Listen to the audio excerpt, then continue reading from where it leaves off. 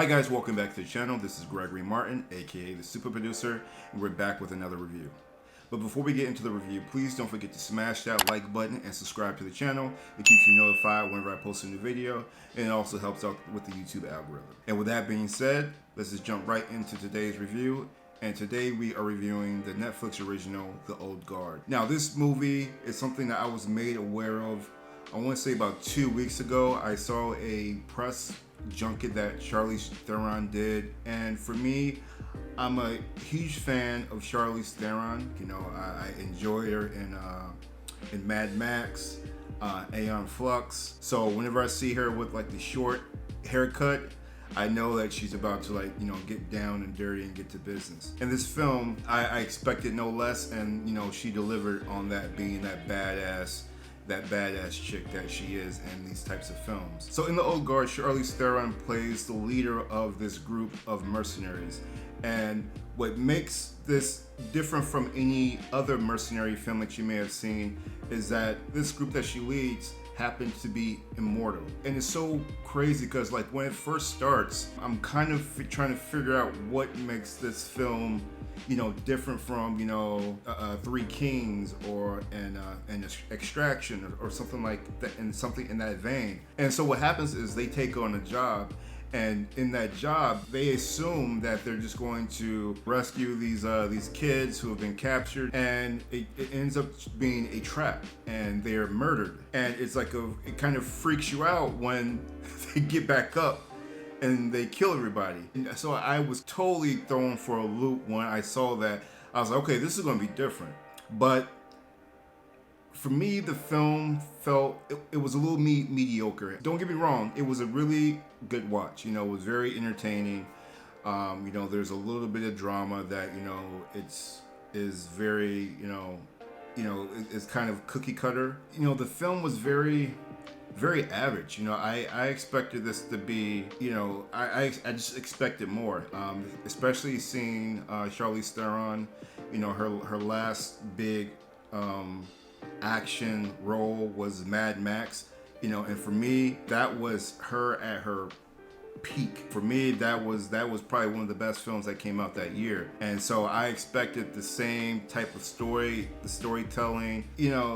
Just like I said, I was a little disappointed. I just had really high hopes for this film. Besides Charlize Theron, the other actors, I thought they were very serviceable. Only character that I absolutely hated in this film was the villain. This guy who's the head of this pharmaceutical company.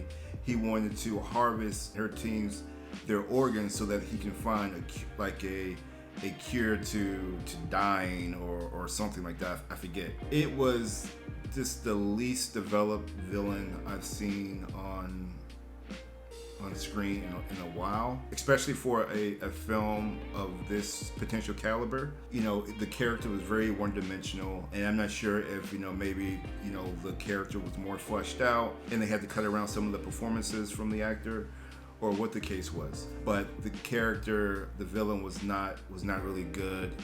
Watching the film, it almost felt like it was a pilot for a TV series. And I'm not sure if I felt that way just because of the storytelling, or it was a combination of the storytelling coupled with some of the production value. It just looked very TV-ish. It felt like something I would see on ABC, NBC, something like that. And then when the ending came, it really solidified it for me. It felt very much so as a TV pilot. They want to make a continuation of these characters going out and doing more good in the world. I just don't know why they didn't opt to make it a TV series versus pretty much telling the audience that they want to make it a sequel, where they're going to take on new challenges going forward. For me, I'm just really not interested. For me, this should have been a standalone film. I don't really know how they go, into a part two. I don't see how that works. Spoiler alert. Charlize Theron's character, she loses her immortality. I just don't know how compelling that could be if they're going to make the character very cautious knowing that she can die now. You know, she's been around for hundreds of years. She's been involved with all these like major events in the world. I kind of felt cheated after watching it. I felt that, you know, they should have put all of their eggs in this one movie, made it the best movie that they could, and then if the people, you know, clamor for a sequel, then cool, make a sequel. Or if, you know, it gets it hits, you know, Netflix's analytics or their metrics to just say that they need to make a part 2, then cool, make a part 2. But I have an issue with, you know, a film already setting out to make a sequel when you haven't earned it. And I'm surprised, you know, the director of the film, you know, she's done some really good stuff that I really like. You know, she hasn't done a lot of stuff in this particular genre. Not doing the action is not a, you know, you don't have to have done action before to be able to do an action film, but I just feel that there is something lacking in the storytelling, and, you know, I think someone with a little bit more experience for this type of action film could have probably did a better job. The film is not terribly directed. I think, you know, these things are just more so my own taste. But besides my own taste, I definitely felt like this film was very, I don't see why it was made into a film.